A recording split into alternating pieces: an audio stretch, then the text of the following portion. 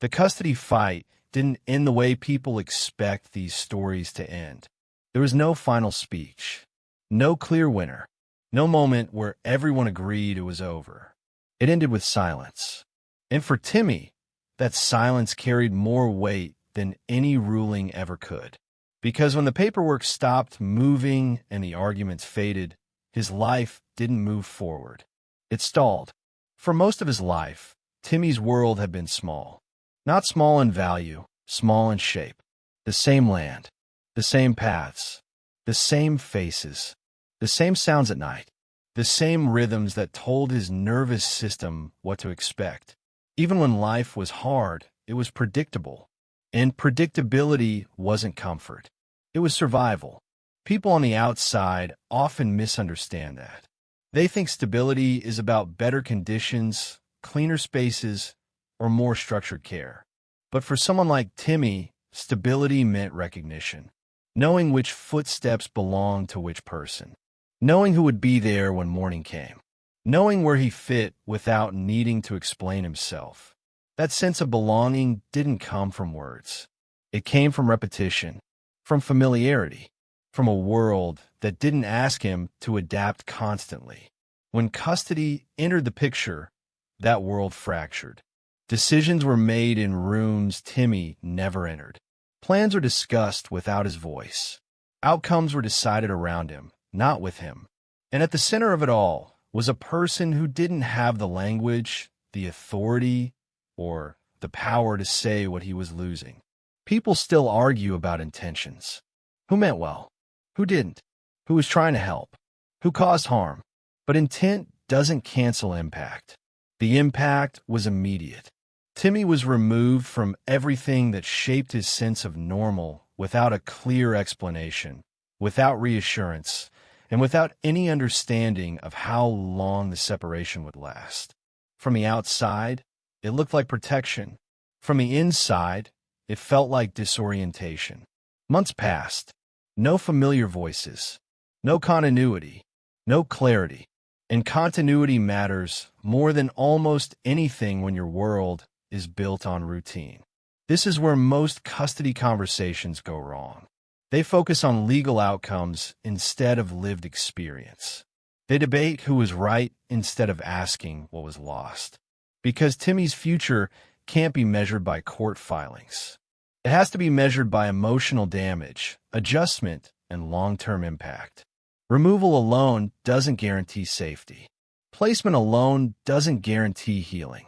And once the cameras leave, the Real story begins. After custody, something subtle but dangerous happened. People assumed time would do the work. They believed that once Timmy was placed somewhere new, healing would automatically follow. That structure would replace familiarity. That safety would replace loss.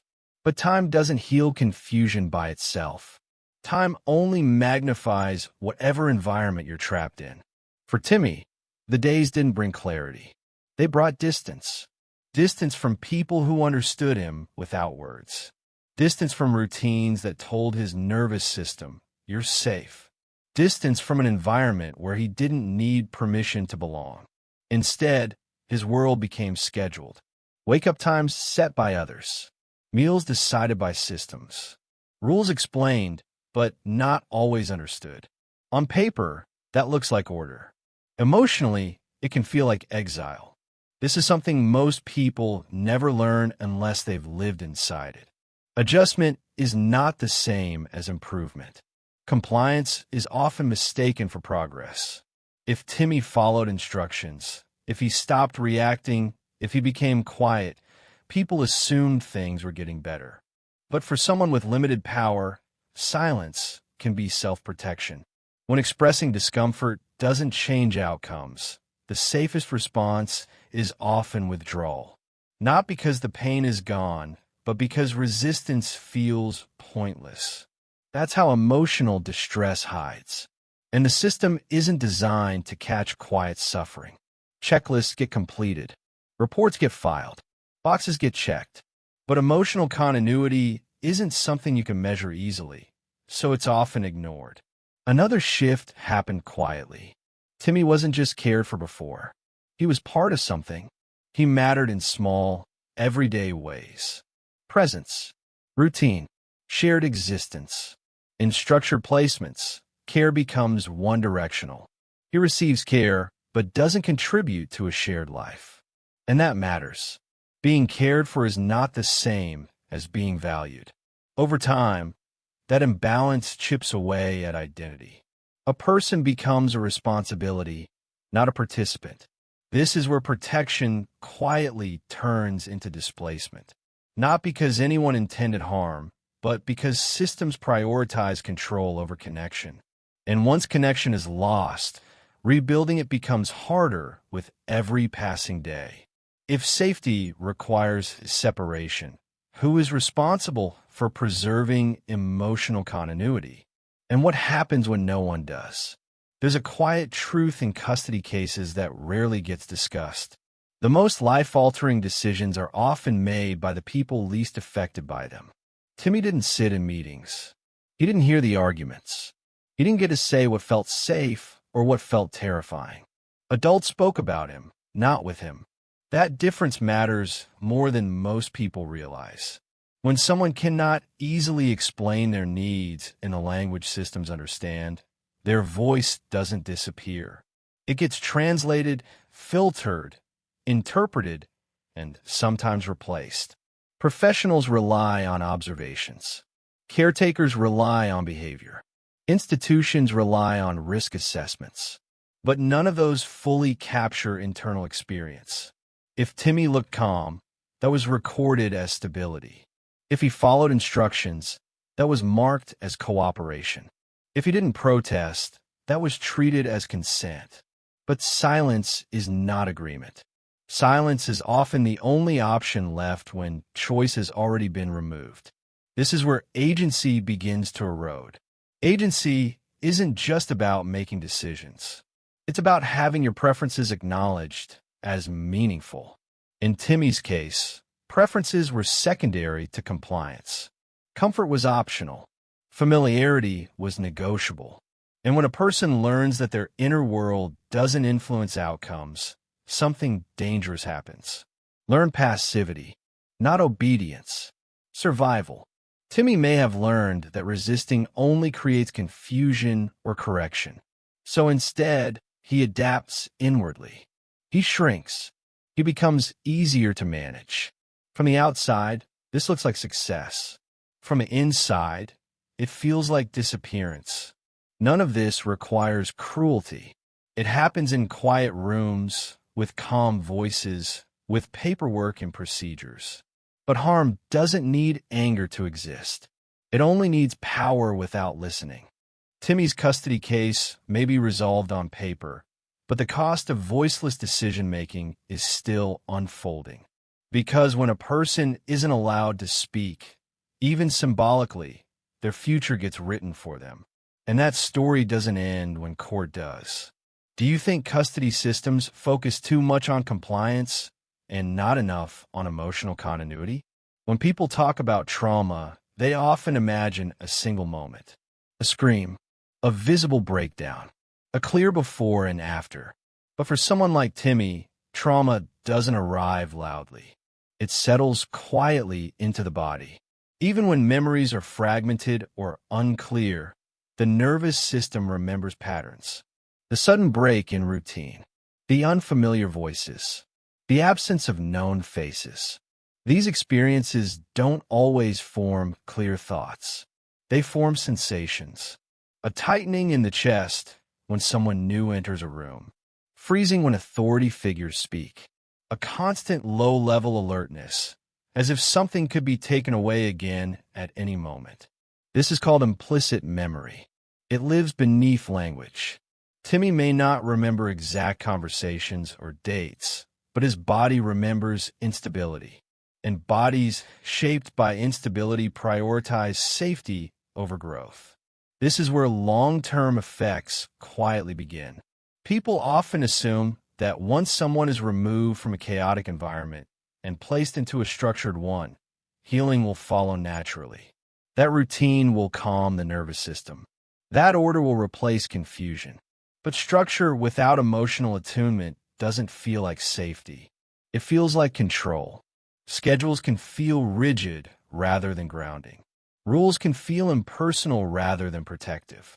Consistency can feel conditional. The body keeps asking one question over and over. How do I stay approved? For Timmy, that question may have replaced a much more basic one he once understood instinctively. Who knows me? Children and vulnerable adults in care systems often develop a heightened sensitivity to mood shifts. They learn to scan faces, to anticipate changes, to adjust behavior before conflict appears. Not because they are manipulative, but because unpredictability trains the nervous system to stay ready. This kind of vigilance is exhausting. It teaches a person to regulate others instead of being regulated by others. Emotional energy goes outward, constantly monitoring, constantly adjusting. Over time, curiosity becomes risky. Expression becomes dangerous. Spontaneity disappears. From the outside, this can look like maturity, like resilience, like someone who is doing well. But inside, emotions don't disappear. They get stored. Stored in tension. Stored in numbness. Stored in shutdown. This is why some people later describe childhood not as painful, but as empty. And emptiness is not peace. Another overlooked consequence is emotional memory without context. Timmy may feel sadness without knowing why, anxiety without a clear trigger, a sense of loss that doesn't have a name. When emotions are disconnected from narrative, they become confusing, and confusion often turns inward. Instead of asking, "What happened to me?" the question becomes, "What's wrong with me?" That shift is devastating. It transforms survival responses into personal flaws. It teaches a person to distrust their own feelings. It makes distress feel shameful instead of understandable. None of this appears in case files. Reports measure behavior, not internal states. Progress is tracked by compliance, not comfort. Stability is defined by the absence of disruption, not the presence of connection. So Timmy may look calm. He may follow rules. He may not cause problems. But inside, his body may still be waiting for the next removal. This is the part systems struggle to address because it doesn't fit neatly into policy. Healing doesn't begin with placement. It begins with felt safety. And felt safety is not created by supervision alone. It's created through relationships that respond, through people who notice distress and stay present without condition, through consistency that doesn't disappear when things get complicated. Without that, the nervous system remains in survival mode, even when danger is technically gone. There's another layer that often gets missed. Being taken care of is not the same as feeling safe. Care can be functional. Safety is relational. Care provides food, shelter, schedules. Safety provides reassurance, predictability, emotional presence. Attachment forms when a person learns one core lesson. When I am distressed, someone comes and stays. If responses are delayed, inconsistent, or purely procedural, trust doesn't develop. Instead, the nervous system adapts by lowering expectations. If I don't need anyone, I can't be disappointed. This belief feels protective, but it quietly isolates. Timmy may appear independent. He may not ask for comfort. He may handle transitions without visible reaction. But this isn't resilience. It's detachment. Detachment forms when reaching out doesn't reliably lead to relief. Over time, the body stops asking. It doesn't mean the need is gone. It means the need has learned not to speak. Another pattern often develops here: conditional closeness. If affection is offered only when behavior is good, attachment becomes transactional. Love feels earned. Connection feels fragile. The person begins monitoring themselves constantly. Am I being too much? Am I quiet enough? Am I safe today? For someone like Timmy, this internal monitoring replaces playfulness. It replaces ease. It replaces the freedom to exist without performance. Even when caregivers are kind, the body remembers past disruptions. It hesitates. It waits for the moment closeness might vanish again. Attachment, once broken, teaches one lesson above all else. Nothing is permanent. That belief doesn't fade easily.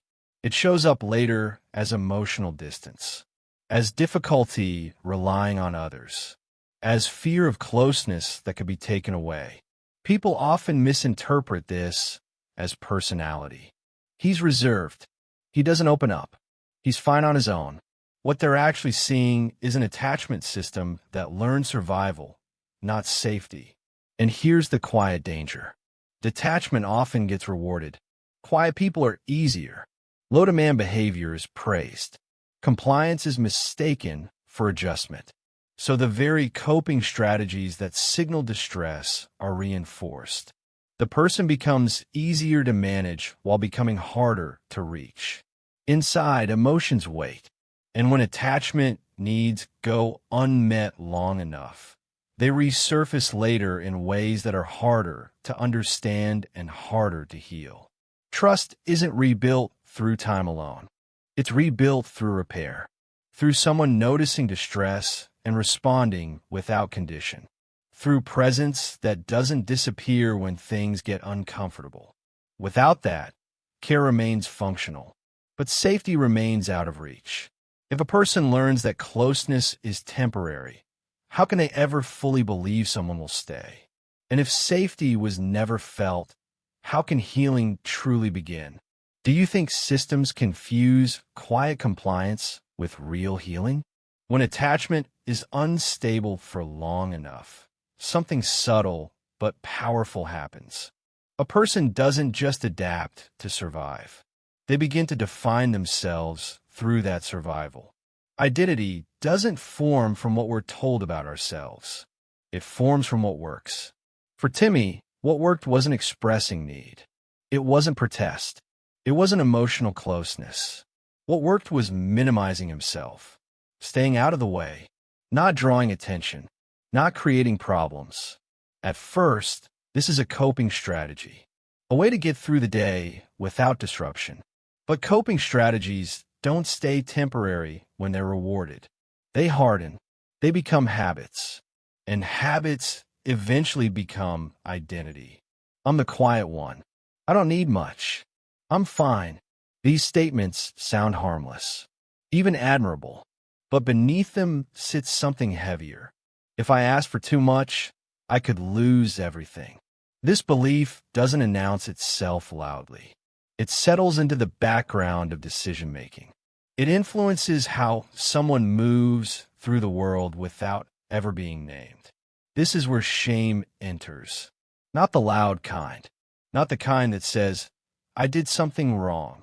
But the quiet kind that whispers, I am too much. Quiet shame reshapes self-image. Needs begin to feel embarrassing. Dependence feels dangerous. Wanting closeness feels risky, so the self learns to shrink. Timmy may grow into someone who apologizes quickly, who downplays discomfort, who insists he's okay even when he's not. Outwardly, this can look like maturity. Inwardly, it's fear management. Another identity layer often forms alongside this one: usefulness. When love feels uncertain, being useful feels safer. Helping, complying, being good, because usefulness earns presence even if connection is shallow. It's a trade that feels rational in an unpredictable world. I can stay if I'm helpful. I matter if I don't cause trouble. I'm allowed here if I perform correctly. This is how a person learns to trade authenticity for acceptance. And once that trade is learned, it's hard to undo. Another force quietly shaping identity here is narrative control. When someone's life becomes visible to outsiders, observed, discussed, analyzed, identity can fracture. You begin to see yourself through other people's reactions. Am I the sad one? The strong one? The problem? The story? For Timmy, identity may become something performed rather than felt. A version of himself that fits expectations. A role that keeps others comfortable. A self that doesn't ask for more than the system can give. But identity built on survival always carries a cost. It disconnects a person from their inner signals, from desire, from joy. Because joy requires safety, and safety hasn't been reliable. So instead of asking, "Who am I?" the question becomes, "Who do I need to be to stay?" That question doesn't stay in childhood. It follows people into adulthood. It shapes relationships, boundaries, self-worth. It quietly decides what feels possible and what feels dangerous. Until one day, often much later, a quiet exhaustion appears. The realization that surviving isn't the same as living. This is where healing becomes possible, but only if the environment changes. Healing doesn't begin by stripping away survival strategies. Those strategies once saved a life. Healing begins when survival is no longer required. When someone offers connection without conditions. When needs are met without cost. When presence doesn't disappear. Only then does the self get permission to expand again. Another piece often misunderstood is how powerlessness shapes decision-making. When choices are consistently made for someone, not with them, the sense of agency weakens. Agency isn't just about big decisions. It's about small preferences being respected. What do you like? What feels comfortable? What do you want today? When those questions aren't asked, or when the answers don't matter, something internal shifts. The person stops checking in with themselves. They learn that their inner world doesn't influence outcomes. This creates learned passivity, not laziness, not lack of intelligence, but a belief that effort won't change anything. That voicing preferences doesn't lead to different results. Over time, motivation fades. Not because the person doesn't care, but because caring feels unsafe. Why want you might not get? Why hope when hope has a history of being disrupted? This internal shutdown is often misread. People assume the person is content, or unmotivated, or indifferent. But what they're seeing is a nervous system conserving energy. Another identity distortion happens when compliance is praised more than expression. If a person is rewarded for being quiet, agreeable, and low impact, those traits become central to how they see themselves. Assertiveness feels wrong. Discomfort feels inappropriate. Timmy may learn that being easy is the same as being good. But being easy often means being unseen. And being unseen is not the same as being safe. There's also grief here, grief that doesn't get acknowledged. Grief for the life that made sense, for the routines that regulated his body, for the people who understood him without words. If grief isn't named, it doesn't disappear. It becomes background sadness, a low-level ache, a sense of something missing that can't be explained. And when grief has no language, it often turns inward. Instead of "I lost something," the feeling becomes "I am missing something." That subtle shift can define a lifetime. Another consequence of survival-based identity is difficulty with trust. When attachment has been disrupted, trust becomes conditional. People are allowed close, but not too close. Dependence feels like a risk. Vulnerability feels like exposure. So relationships stay shallow or controlled. Intimacy feels dangerous. Independence feels safer, even when it's lonely. From the outside, this can look like strength. From the inside, it's isolation. And isolation is not resilience. It's a wound that learned how to stay quiet. The hardest part is that none of this requires anyone to be cruel.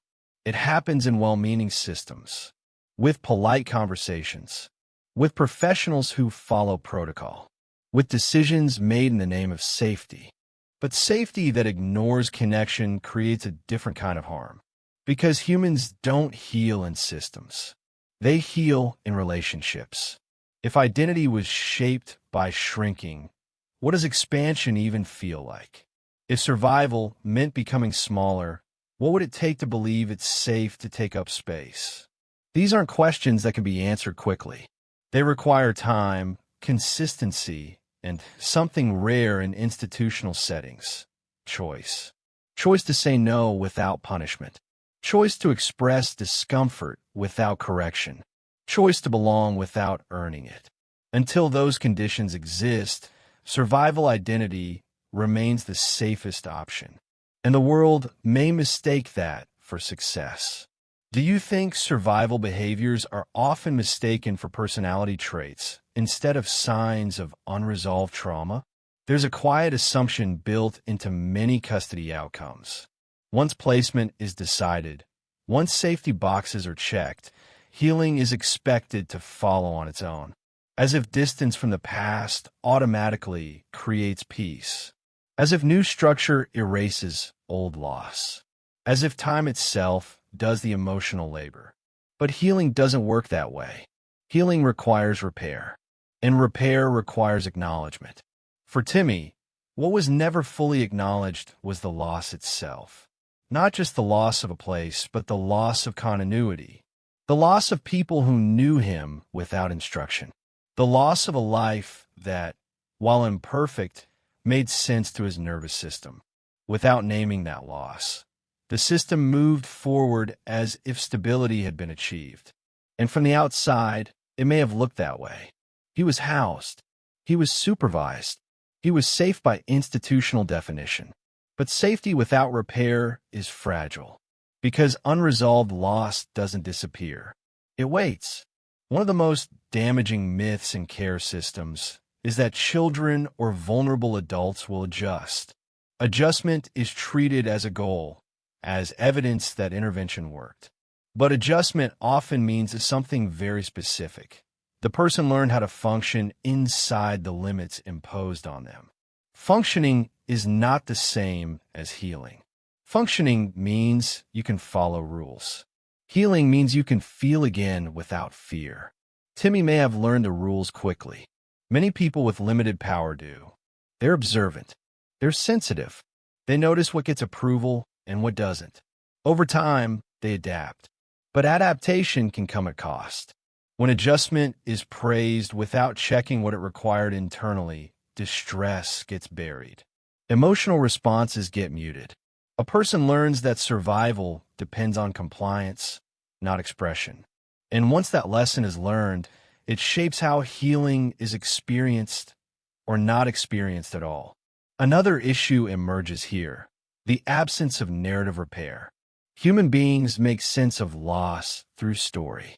We need to understand why something happened, what it means, and whether it was justified.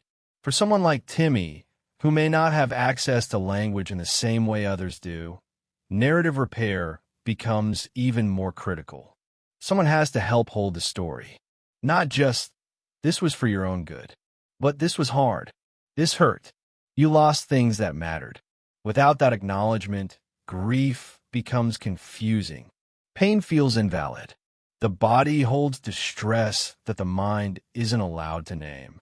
If a child is told they're safe now without being allowed to mourn what was taken, they learn that grief is inconvenient. That sadness is something to suppress. That longing is something to hide. This doesn't create resilience. It creates emotional fragmentation. Another overlooked factor is the role of choice in healing. Healing requires a sense of agency, even in small ways. Choosing what to wear, choosing when to rest, choosing who feels safe, choosing how closeness happens. In many structured environments, choice is limited by design. Efficiency requires predictability. Safety protocols require control. But control without autonomy can recreate the same powerlessness that caused harm in the first place. Timmy didn't choose the separation. He didn't choose the placement.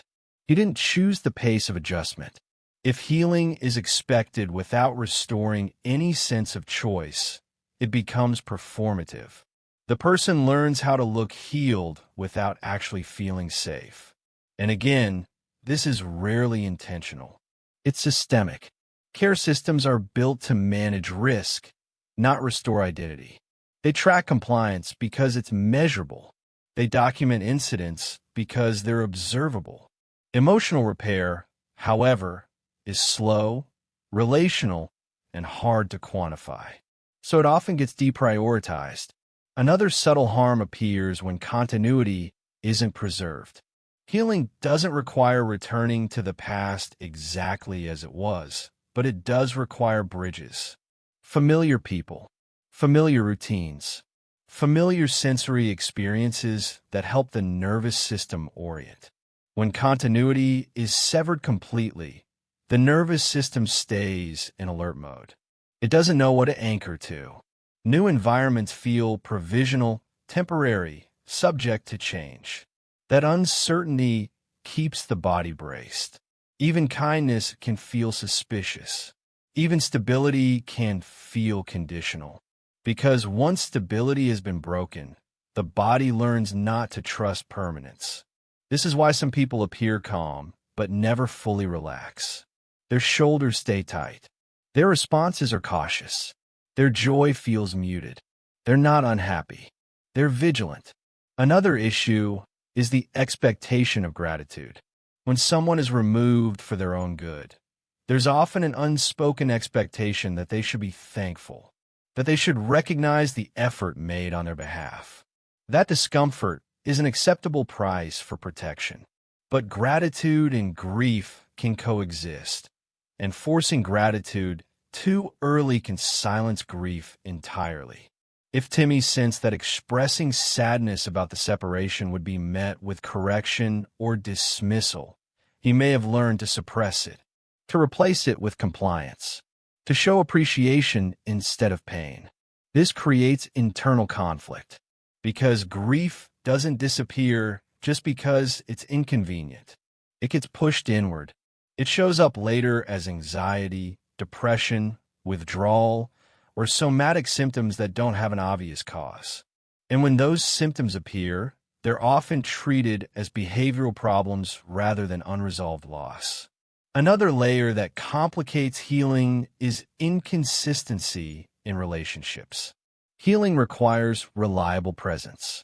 Not just caregivers who rotate through shifts, but someone whose emotional availability is steady. Someone who notices changes. Someone who stays curious rather than corrective. Without that, attachment remains shallow. Trust remains provisional. Timmy may interact politely. He may cooperate. He may even form surface connections. But deep attachment requires safety over time. And time alone isn't enough if presence isn't consistent. When caregivers change, when rules shift, when expectations fluctuate, the nervous system never fully settles. It stays prepared for disruption. This reinforces survival identity rather than allowing it to soften. Another often missed consequence is how healing is evaluated. If improvement is measured by reduced incidents, fewer outbursts, or increased compliance, then distress that doesn't disrupt gets overlooked. Quiet suffering is invisible to metrics. So the system concludes things are working. But inside, Timmy may still be grieving, still confused, still bracing. This is where well-meaning care can unintentionally perpetuate harm. Not through action, but through omission. Because no one asked the question that matters most. Does this feel safe to you? Not, are you safe? But do you feel safe? Those are not the same question. Feeling safe requires emotional attunement. It requires someone noticing when a person withdraws and responding with curiosity instead of satisfaction. It requires slowing down rather than pushing forward. And that kind of care is rare in systems built for efficiency. So healing gets expected without repair. Progress gets declared without connection. And survival gets mistaken for success. The danger here isn't just what Timmy has already experienced. It's what happens next if nothing changes. Because unresolved trauma doesn't stay static. It shapes future relationships. It influences self-worth. It affects how someone responds to stress, authority, and intimacy. If healing isn't supported now, it gets deferred. And deferred healing doesn't disappear. It just shows up later, often in more complicated ways. So the real question isn't whether Timmy is safe today. It's whether anyone is actively helping his nervous system learn that safety can last. Whether anyone is repairing the rupture, not just managing the outcome. Because healing doesn't come from being moved. It comes from being met. Do you think care systems expect healing without doing the emotional repair work required to make it possible? If Timmy learned to survive by becoming smaller, then healing would require the opposite. Not suddenly, not dramatically, but safely. Taking up space doesn't begin with confidence. It begins with permission. Permission to exist without earning it. Permission to have needs without consequences. Permission to be uncomfortable without being corrected. For someone whose world changed without their consent, safety has to be rebuilt at the level where it was broken. Choice. Not big choices at first. Small ones. What feels better today? Who feels safe right now? What pace works? These questions matter because they return something that was quietly taken. Agency. Healing also requires continuity. Not a return to the past, but bridges to it. Familiar voices. Familiar rhythms. Familiar presence that tells the nervous system, you're still you. You still belong. Without continuity, expansion feels dangerous. The body remembers that stability can vanish, so it stays guarded. Another requirement is emotional attunement. Someone has to notice the quiet signals, the withdrawal, the stillness, the compliance that looks like success but feels like hiding. Healing depends on someone responding to those signals with curiosity instead of relief. Not good, he's calm. But what does calm cost him? Most importantly, taking up space requires relationship without conditions. Care that doesn't disappear when things get complicated. Presence that stays even when emotions are inconvenient. Repair when misattunement happens. Because misattunement will happen. Healing isn't about perfection. It's about repair. If someone notices distress and responds, trust grows. If distress is ignored or minimized, survival stays in charge. Timmy doesn't need to be braver. He doesn't need to be more resilient. He doesn't need to adapt better. He needs safety that lasts long enough for his body to believe it. Only then can survival identity soften. Only then can curiosity return. Only then can joy feel safe again. Taking up space doesn't mean becoming loud. It means becoming real. And realness can only exist where safety is felt, not just promised. What do you think matters more for healing, structure or emotional safety? Thank you for watching this video. Click here to watch another video that might interest you.